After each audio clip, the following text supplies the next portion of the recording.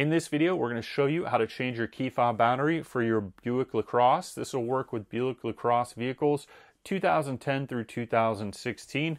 In order to do this, all you're going to do is you're going to take your key fob, you're going to open up the key and then rotate it so you've got access here. You can see there's a slit right there. This is two parts to the key. The top part is removable, the bottom part is not. Hold down on the bottom part and then you're going to just pry up right here on the key.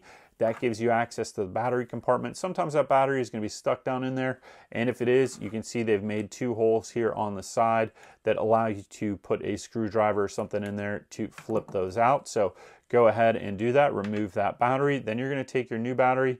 You need a new CR2032 battery. We've got links to those below. You can find them on Amazon, so check that out in the description. And then you can just click on that and get some of those batteries to replace it. You put that battery back in place. You can see there's this little slot that holds it in place. A lot of times it'll be held in place by tension, but not all the time.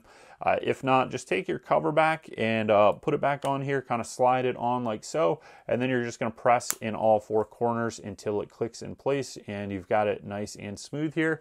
And then you've replaced your battery on your Buick LaCrosse key fob. Once again, this works with Buick LaCrosse vehicles 2010, 2011, 2012, 2013, 2014, 2015, and 2016.